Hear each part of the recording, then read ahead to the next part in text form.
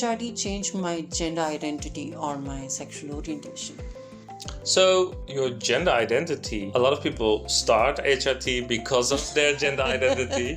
But what is good to know is that a lot of people have something in mind of what they hope to get out of HRT. So they hope, the effects of hormones. This is the end goal that I have, for example. But we do see that a lot of times people still find their ways of what for them feels right, what for them the end goal is. Does that mean your gender identity changes because of the hormones? I don't think that might be per se the direct influence, but it could be that you still are looking for the freedom to find yourself and understand yourself. So sometimes I do see people that initially came to me saying, I identify as trans woman, but then over the course of time they say, I'm more non-binary, trans feminine, but I said I was trans woman because I was afraid otherwise I wouldn't get hormones. Or sometimes people say, well, I don't know how to define myself for now, let's say non-binary, but I do want to start hormones. And then a couple months they say, this feels so right, I want to go a step further. And then at some point they say, actually I identify as trans woman. So I think identity is for some people a journey. It is also not something that is solidified like, it's one thing. It can be still a path of life that still can change. So I don't think hormones themselves change gender identity. I think gender identity is not that solid. So if there are still shifts and things to explore, then they might come on your path. For some people, it is very solid. They know from the day they were born and every step throughout their transition, nothing changes in how they identify. But sometimes people, especially when it's more on the fluid or non-binary spectrum, are still searching in that aspect, and that is perfectly fine. When it comes to sexual attraction, that is actually very interesting, because the same as that hormones have effect on your sexual functioning, which is anatomy or which is body, which is functioning, they also have an effect on the emotions, so also on the sexual emotions. So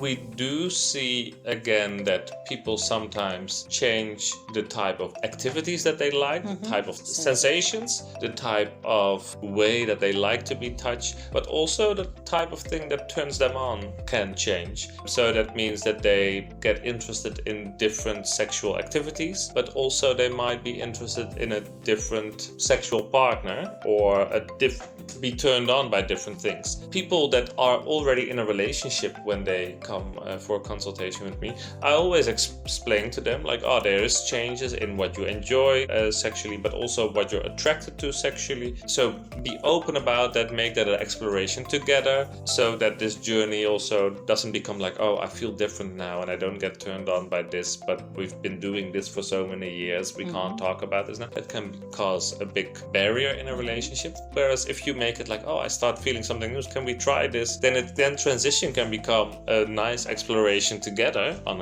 a sexual level as well. But of course it becomes difficult that if you've been with a partner but you become less attracted to that partner and more attracted into a different type of partner, whether that is more masculine or more feminine, or maybe it has nothing to do with masculinity and femininity. We don't know whether that is purely linked to just getting HRT. We know that it happens and people describe it. Whether that is because of finding this new freedom and therefore starting to think about these different steps in your life, that is a possibility. But there might still be, as I mentioned, a lot of research needed to be done to really find it out. But to know especially enjoying new sexual activities, maybe new sexual sensations, sometimes also being attracted to different sexual partners that could be or a different type than you usually fell for. That could be a possibility, and as long as you're open and interested in that, there's nothing